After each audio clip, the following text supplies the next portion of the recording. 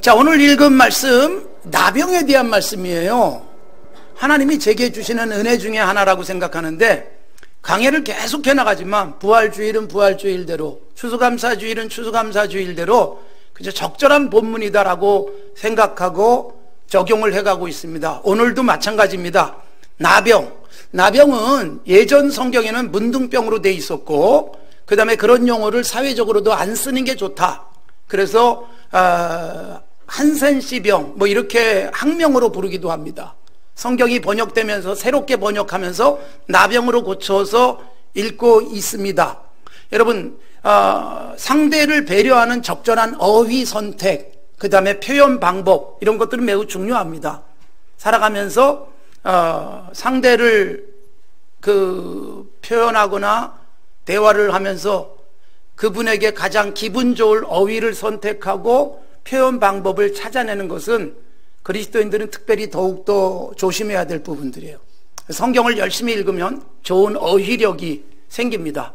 표현 방법도 아름답게 할 수 있습니다. 책 읽기가 그런 우리에게 유익을 주지 않습니까? 읽으면서 내 안에 쌓인 것들이 밖으로 나오는 거예요. 그래서 내 안에 좋은 것이 쌓여서 좋은 표현할 수 있었으면 좋겠습니다. 가능하면 사회가 발전하고 인권에 대한 인식이 높아가면서 우리가 혐오스러운 표현들은 안 쓰려고 애쓰고 있습니다만, 우리 사회가 오히려 더 전에 안 쓰던 적극적인 혐오 발언들이 많아지고 있기 때문에 걱정스럽습니다만은 오늘 그런 부분들을 함께 나누려고 합니다. 이 나병이라는 표현도 그런 의미에서 바뀌었다는 것을 이해하시고, 우리들이 가능하면 서로 간에 좋은 어휘를 구사하고 좋은 표현으로 격려, 그리고 말을 들으면 행복해지는 그런 관계였으면 좋겠습니다. 자, 오늘 우리가 읽은 말씀 이렇게 말씀하고 있죠. 8절, 너는 나병에 대해서 삼가서란 조심해라, 그런 말이에요. 나병을 조심해라. 그리고 이제 조심에 대해서는 제가 좀 이따 말씀드리겠고, 그것에 대해서 조심하려면 레위 사람 제사장들이 너희에게 가르치는 대로 네가 힘써 다 지켜 행하되 그랬어요. 힘써, 그리고 다 지켜라. 힘써서 지킬 뿐만 아니라 다 지켜라. 골라서 지키지 마라. 하고 싶은 것만 하지 마라. 그런 의미가 이 속에 있어요.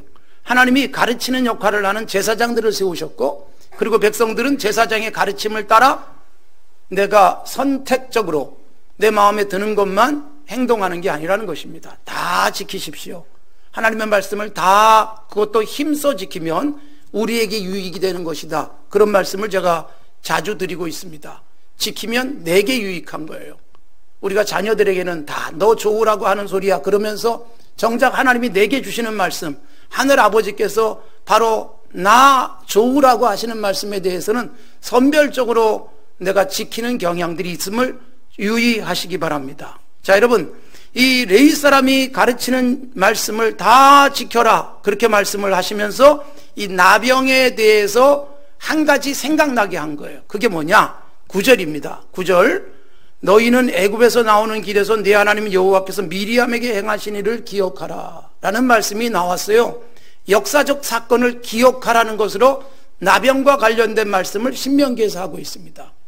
나병이 걸리면 어떻게 해야 되는지, 어떻게 나은 다음엔 깨끗하게 돼야 되는지, 이런 정결의식 등은 레위기 속에 나오고, 또 나병이 어떤 병인지에 대해서는 율법 속에서 여러 차례 다루고 있지만, 오늘 본문은요, 이 40년 동안 광야 생활을 하고 난 다음에 가나안 땅 들어가기 직전 모세가 유언처럼 남긴 말씀 속에 기억하라는 표현이 들어있는데, 말씀드렸듯이 신명기의 가장 중요한 핵심 키워드가 바로 이거예요. 기억하라, 기억하라, 기억하라. 여러분, 우리들에게 기억이 완전해질 수 있었으면 좋겠어요. 하나님의 기억의 완전함, 이걸 본받으며 살아야 됩니다. 우리들의 기억은요, 잊지 마라 그러면 잊어요. 기억해야 될 것은 자꾸 잊어요. 그런데 기억 안 해도 될 것들은 자꾸 기억을 해내는 잘못된 습성이 우리 안에 있습니다. 그리고 어떻게 보면 죄성을 지닌 인간들의 삐뚤어진 기억력일 수 있어요. 여러분, 그런 일들이 가끔 있어요. 이 치매에 걸리신 어르신들이 과거에 나한테 나쁘게 한 사람에 대해서 아주 기억을 확실하게 갖고 있다가 평상시에는 안 하던 욕설을 하기도 하고 그래요. 우리 기억 속에 그냥 잠재되어 있다가 나오는 거예요. 평상시에는 할 수 없는 말들을 내가 정신이 온전해지지 않을 때 그때 막 쏟아내는 일들이 있어요. 인간의 기억력의 불완전한 죄성을 보여주고 있는 것이기도 합니다. 여러분 10번 고맙게 해줬는데도 한 번만 섭섭하게 하면 그 섭섭함으로 고마운 것들을 다 싹 지워버리는 현상들이 있다는 말씀은 제가 가끔 드리잖아요. 여러분 우리가 10번 섭섭하다가도 한 번만 고마우면 그것으로 그 사람에 대해서 계속 고마우며 살아갈 수 있어야 건강한 거예요. 자녀들에 대해서는 그러잖아요. 10번 잘못하다가도 한 번만 잘하면 그것 때문에 행복하게 여기면서 사람과의 관계 속엔 그게 잘 안 돼요. 그동안 나에게 해준 게 얼마나 많은데 한 번만 섭섭하면 등 돌려버리고 심지어 원수가 되는 일들도 있는 것은 기억력의 문제예요. 그래서 우리 기억력이 거룩해지셔야 돼요. 하나님 닮아야 돼요. 좋은 것을 기억하며 살아갈 수 있기를 바랍니다. 교훈이 될 만한 것을 기억하십시오. 신명기에서 끊임없이 기억하라 기억하라 기억하라의 핵심은 뭐냐? 하나님이 우리에게 하신 은혜들을 기억하라는 거예요. 그리고 하나님의 정말 우리를 향한 최고의 은혜가 뭐냐? 우리가 잘못한 것 회개하면 싹 지워주시겠다. 기억도 하지 아니하시겠다. 기억 안 하시지만 하나님이니까 기억하시겠지라고 생각하지 마십시오. 이건 하나님의 완벽함이에요. 우리가 그런 생각하는 것은 바로 우리의 기억력 때문에 그렇게 말하는 거예요. 용서한다 그러고 잊었다 그러지만 끊임없이 생각나는 그런 우리의 불완전한 기억들을 하나님의 기억력처럼 완성해 가십시오. 그래서 잊을 것들 잊으십시오. 사실 잊기 위한 노력이 필요해요. 가장 좋은 게 뭔지 아세요? 입 밖으로 안 내는 거예요. 아픈 추억들은 입 밖으로 꺼내지 않는 것입니다. 20년 전 이야기 꺼내고 신혼여행 때 이야기를 꺼내고 이러면서 평생 불행하게 살 수 있어요. 그래서 여러분 좋은 것만 꺼내십시오. 좋은 건 자꾸 꺼내면 그걸로 다 덮어요. 나쁜 기억들을 지울 수 있어요. 하나님께서 우리에게 기억하라 라고 말씀하는데 기억해야 될 게 뭘까? 오늘 본문은 미리암이 겪었던 일을 기억하라. 하나님이 그에게 하신 일을 기억하라. 이게 여러분 좋은 일은 아닙니다. 그런데 이스라엘이 교훈으로 삼으라는 것입니다. 자, 미리암 누구입니까? 모세의 누님이에요. 누님. 그것도 나이가 10살 이상 차이를 하는, 제가 보기엔 한 15살 이상 나이가 많을 거예요. 그 누님인 미리암, 그리고 모세에게 형님이 있었어요. 2살 위의 형 아론. 이 3남매가 바로 이 요게벳의 자녀들이었습니다. 그런데 여러분 누님과 형님이 하나님께 징벌을 받아요. 그 이야기를, 민수기 12장의 이야기를 여기 신명기에서 끄집어내는 거예요. 이 이야기를 그냥 하기만 하면 사람들은 알아요. 그때 것, 아 그랬지 그때, 그렇게 기억을 하기 때문에 그냥 기억하라고 말씀하고 있고, 이 내용은 민수기 12장에서 상세하게 나오고 있습니다. 여러분, 자, 요게벳의 세 남매는 굉장히 복받은 사람들이에요. 우선 미리암 누나는 누구냐? 출애굽기에 보면 이스라엘 백성이 애굽에서 막 나와서 홍해를 건넜을 때 찬양을 하는 모습이 나와요. 그때 찬양하는 사람의 대표적인 사람이 미리암이었고, 그 미리암을 뭐라고 표현되고 있는가 하면 여선지자, 그렇게 되어 있어요. 구약 성경에서 선지자라고 하는 두 번째 용어가 바로 미리암에게 쓰여져 있고, 사실은 선지자적, 진정한 선지자적 출발은 미리암이 첫 번째일 수 있어요. 그것도 여선지자. 그러니까 미리암은 선지자의 자리에 하나님이 세우셨다는 뜻이고, 형은 2살 위인데, 형은 어떤 사람이에요? 모세가 하나님의 부름을 받았을 때 거절해요. 하나님 나 못 가요. 나는 그거 할 능력이 없어요. 하나님이 그래도 가라 그러니까 하나님 나 말도 잘 못하는데요. 그때 하나님이 하신 말씀이 네 형 아론이 말 잘한다. 아론을 대변인으로 세워줄게. 그리고 아론이 모세의 대변인이 되어지고, 그리고 아론이 역사 속의 첫 번째 제사장이 되어져요. 그러니까 여러분, 누나는 선지자, 그 다음에 형님은 제사장. 모세는 어떤 역할이에요? 왕의 역할이에요. 이스라엘을 지도하는. 그러니까 왕, 제사장, 선지자. 요게벳이라는 한 여인의 세 남매가 다 이 중요한 역할을 했고, 이 세 역할은 얼마나 중요한 거냐면 예수 그리스도 할 때 그리스도의 뜻이 이 세 역할을 하는 분이라는 의미예요. 그러니까 우리에게 주님이 오셨는데 왕으로 오셨고 제사장으로 오셨고 선지자로 오셨는데 그런 내용들은 제가 지금 길게 설명할 수 없으니까 그 정도로 하면서 모세의 3남매가 얼마나 복받았는지를 우리에게 보여주고 있습니다. 한 사람은 선지자, 한 사람은 제사장, 한 사람은 왕의 역할을 했어요. 그런데 여러분, 이 선지자 역할을 했던 10살 이상 많은 누나와 그리고 2살 이상 많은 2살 많은 제사장 역할을 했던 아론이 모세를 비방하는 일이 생겨났어요. 자세한 내용은 생략하겠습니다. 여러분들이 읽어보시면 됩니다. 민수기 12장에 보면 모세를 아론과 미리암이 비방했다 그렇게 되어 있어요. 근데 여러분, 이 비방하는 소리를 민수기 12장 2절에 보면 여호와께서 들으셨다 그렇게 말하고 있어요. 우리가 늘 조심해야 될 게 뭐냐, 내가 누군가와 말할 때 그 사람하고 나만 아는 게 아니라 하나님이 그 사이에 계시면서 듣는다는 생각을 하셔야 돼요. 심지어 누가 없을 때 소곤거리면서 한 말도 누가 들으실까요? 하나님이 들으신다는 생각 속에 말을 생산해 내십시오. 하나님이 듣고 계시는 거예요. 말을 가장 많이 하며 살고 있는 저도 하나님이 듣고 계시는 것을 늘 기억하며 그래서 설교를 조심하는 거예요. 성경 공부할 때마다 아주 심각하게 기도하고 준비하면서 가르치고 있는 거죠. 하나님이 들으시는 거예요. 하나님이 듣고 조금 더 그들을 그냥 용서하고 넘어가지 않으셨습니다. 하나님께서 선지자요 제사장이었던 그들을 징벌하셨는데 그 중에 대표로 누가 징벌을 받느냐? 미리암이 징벌을 받습니다. 미리암이 징벌을 받은 이유가 뭐냐? 왜? 아론도 같이 했는데 모세 동생이에요. 10살 이하의 동생, 2살 아래 동생. 그런데 여러분, 누님이, 형님이 좀 비난도 좀 할 수 있지 않나 그럴지 모르겠지만 모세를 하나님이 세우신 영적 리더십으로 생각하는 거예요.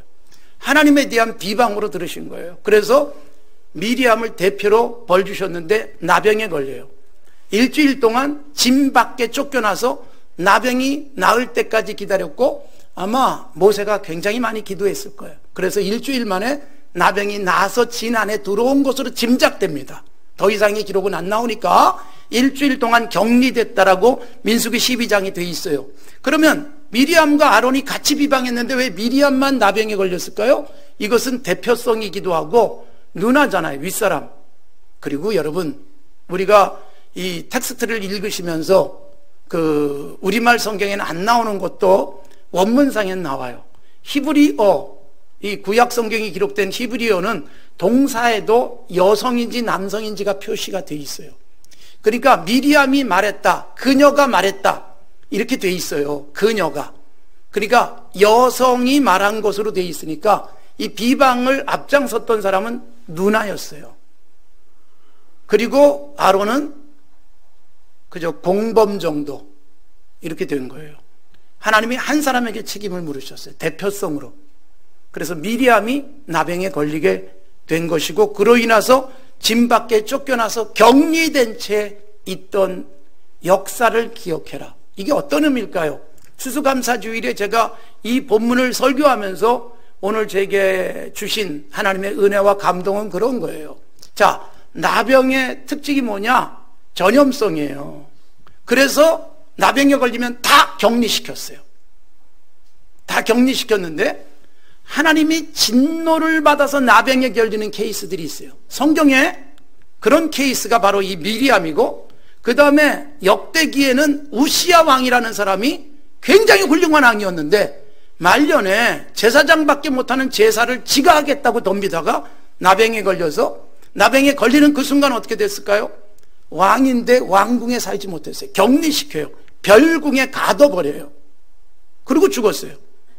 또 한 사람은 열왕기에 나오는 이야기인데 엘리사 선지자의 종이에요. 게하시라는 사람이 탐욕을 부리다가 탐욕으로 끝나지 않고 그걸 숨기려고 거짓말하다가 나병에 걸립니다. 나았다는 기록이 없으니까 그렇게 살다 죽은 것으로 보입니다.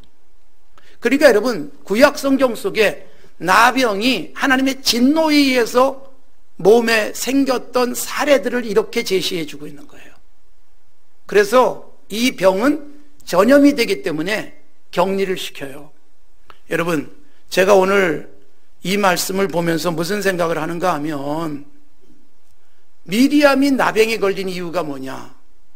그리고 격리를 시켰어요. 이유가 뭘까요? 미리암이 모세를 비방했어요. 얼마나 힘든 모세였는지 몰라요. 이스라엘 이끌고 가는데 이 소리 저 소리, 백성들도 맨날 비방, 원망, 불평, 이 속에서 그들을 이끌어가야 되는 80이 넘은 모세가 지금 120세가 돼 있는 거예요. 40년 동안 사역하면서 얼마나 지쳤는지 몰라요. 그런데 여러분, 이 때가 정확하게 몇 살이었는지는 나오지 않아요. 어쨌든 이스라엘을 이끌어 오는 중에 80이 넘은 이 모세도 많이 지쳤는데, 힘든데, 그자나도 백성들조차 때마다 원망하니까 너무너무 힘들었는데, 거기에 가세한 사람이 미리암과 그리고 아론이라는 형님과 누님이었어요. 하나님이 즉각적으로 대표적으로 미리암에게 나병이 걸리게 한 겁니다. 무엇 때문이냐? 말이에요, 말. 그리고 이 나병은 전염성, 마찬가지입니다. 불평, 원망, 하나님이 듣고 늘 언짢아 하세요. 그것 결과로 나병이 걸리는 거예요. 나병의 특징이 뭐냐면 감각이 사라지는 거예요. 아픈 줄도 몰라요. 온몸이 썩어져 가도. 우리들이 영적으로 신앙적 감각, 영적 감각이 마비될 수 있어요. 어느 날부터인가 내 입에서 찬송이 안 나올 수 있어요. 감사나 그리고 하나님이 하신 일들을 이렇게 간증하는 좋은 말들은 안 나오고, 원망, 불평, 누군가에 대한 비난이 계속 나오는데 내가 지금 달라졌다, 내가 조금 이상하다, 이걸 느끼지 못하는 상태, 나의 영적 센서의 문제, 감각이 병들어 있는 상태일 수 있어요. 조심하라는 거예요. 여러분, 격리시켰잖아요. 그래서 사실은 이건 굉장히 중요한 부분이에요. 우리가 여러분 같이 살다 보면 닮습니다. 부부가 같이 살면서 닮는 것이고, 그 부부에게서 태어난 자녀들이 닮습니다. 특히 여러분, 언어가 닮아요. 표현 방법이 닮아요. 자주 쓰는 어휘를 자녀들도 쓰게 됩니다. 어느새 공동의 언어가 되어지고 어느새 가족은 그 분위기로 갑니다. 그래서 자녀를 보면 부모가 보이고 부모를 보면 자녀가 보이는 거예요. 내가 미워하고 싫어해요. 그런데 가만 보니까 나예요, 그게. 그래서 여러분, 우리는 닮게 되는데, 여러분, 닮은 게 좋을 때는 닮아야죠. 같이 있으면 못된 걸 계속 닮는다면 격리되는 게 훨씬 좋습니다. 그래서 창세기에 보면 하나님이 특별하게 쓰셨던 야곱이나 요셉 같은 사람은 재밌게도, 이렇게 표현해서 죄송하지만 재밌게도 아버지에게서 격리되는 순간, 어머니에게서 격리되는 순간 그들의 인생이 달라졌어요. 어머니가 계속 끼고 있었다면 야곱은 야곱이 될 수 없었어요. 요셉이 아버지의 사랑 속에 살았지만 하나님이 그냥 격리시키는 그 순간 요셉, 야곱, 하나님이 함께 하시는 신비한 은혜를 입습니다. 어떻게 보면 내가 데리고 있기 때문에 복을 못 받을지도 몰라요.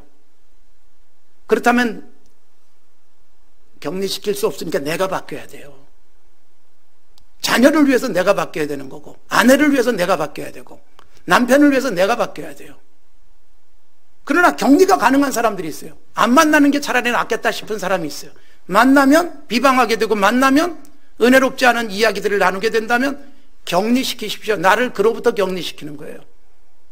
그래서 내가 전염되지 않도록 하는 것은 매우 중요합니다. 육체적 질병은 전염될까 봐 걱정하잖아요. 전 세계가 지금 700년 전에 있었던 패스트 사라진 줄 알았는데 중국에서 다시 살아난 것으로, 이거 중국은 걱정거리예요. 전염 때문에 그러는 거예요. 수천만 명이 죽었던 700년 전의 사건을 떠올리면 두렵잖아요. 그러기에 그걸 차단해야 되는 거죠. 그래서 여러분, 우선 내 안에서 잘못된 언어가 생살될 수 있는 플랫폼이 있다면 크로스 시켜야 돼요. 막아버리셔야죠. 그리고 내가 건강하고 아름다운 말들을 생산해낼 수 있는 건강한 자세를 회복해야 됩니다. 전반적으로 비방과 불평, 원망과 악플에 익숙해진 우리 사회, 별 희망이 없고 재밌는 게 없다 보니까 그걸 재밌거리로 삼아야 되는 우리 사회는 불행한 겁니다. 오피니언 리더 역할을 해야 되는 사람들조차 막말을 쏟아내고 있는 우리 사회입니다. 정당의 대변인들은 독한 말들을 제조해내는 전매 특허라도 얻은 듯, 그리고 정당의 대표들조차 마구 앙칸 말들을 어느 정당 가릴 것 없이 쏟아내는 일들이 얼마나 많습니까? 정치적 적이라 할지라도 예의스럽고 유머스럽게 공격할 수 있는 능력을 키워야지요. 상대가 욕은 먹으면서도 기분이 나쁘지 않은, 그래서 정치가 발전될 수 있어야 되는데, 가장 많은 사람들에게, 그리고 언론이, 저널리즘의 성격상 그런 것들을 막 생산해내면 굉장히 좋아하는 저널리즘이죠. 나쁜 건 그냥 막 보도하기에 바쁘고, 그 다음에 실검 순위, 이거 모든 포털에 다 나와 있잖아요. 전 그걸 없앴으면 좋겠어요. 안 보려고 하다가도 실검 1위 그러면 그걸 들어가서 보면서 계속 조회수가 많아지는 이 악순환. 근데 그 실검 순위에 좋은 게 오르는 일이 별로 없습니다. 그리고 끊임없이 악플에 악플이 이어지면서 우리 사회를 병들게 만들고 있는 여기에 우리까지 가담해야 되겠습니까? 조금 더 고급스러운 표현에 예의 바른 어휘들을 사용하면서, 그래서 나와 상대적인 사람이지만, 그러나 나의 비방하는 글이지만 상대가 웃을 수 있는 비방, 비판, 건전하고도 발전적인 그런 언어들을 사용할 수 있다면 얼마나 좋겠어요. 교회조차도요, 싸우면 뭐 정말 입에 담을 수 없는 말들을 해가면서 상대를 향해서 사탄이라고 그러면서 싸우고 있는 교회들의 모습이 여전히 많은 것은 이 불행한 일이지 않습니까? 그 속에서 자라나고 있는 다음 세대들, 청소년들, 어린아이들이 어쩔 수 없이 그 일에 포함되어 있어요. 수많은 악플러들의 상당수가 10대예요. 10대 초등학생들. 거기에 재밌고 길들여지고 엄마 아빠에게 받은 스트레스를 거기다 풀어버리면서 화장실 같은 배설 창구로 여기고 있는 이 불행한 한국 사회를 여러분 우리가 고쳐가야 되지 않겠습니까? 우리라도 여러분 좋은 말 하며 살아야죠. 덕이 되는 말을 하고 살아야죠. 교회 생활하면서, 신앙생활하면서 함께 하나님을 아버지라고 부르는 우리들 사이에도 감사와 격려와 칭찬이 이어질 수 있어야죠. 자주 대화하면서 서로를 격려해주고 좋은 말들 들려주고 따뜻한 톡 한마디씩 던져주면서 위로할 수 있다면 얼마나 좋겠어요. 그런데 여러분, 좋은 얘기보다도 안 좋은 얘기들은 수군거리면서 퍼져가고, 그것이 누군가에겐 비수처럼 꽂혀서 아프게 만드는 일들도 생겨나는 교회의 실태일지도 모릅니다. 그래도 우리 교회가 참 건강해요. 그런 일보다 좋은 이야기들이 많고, 이렇게 오랫동안 잘 견뎌주고 있는 우리 교회, 저는 자랑스럽고 여러분들이 존경스럽습니다. 끊임없이 이 감사주일에 다시 한번 우리 자신들을 점검하면서 나의 언어 생산 플랫폼이 얼마나 건강해지고 있는지 다시 한번 점검하시고, 영적으로 우리들이 풍성한 기쁨, 감격, 감사 표현 자주 합시다. 당신에게 고맙다는 말도 좀 잘하고, 사랑의 표현도 하시고, 오늘 이래서 기뻤다, 즐거웠다라는 표현들을 하시면서 행복한 가정도 만드시고, 그런 습관들이 우리 자녀들에게 이어지게 하시고 교회 생활 속에 꽃 피워졌으면 좋겠습니다.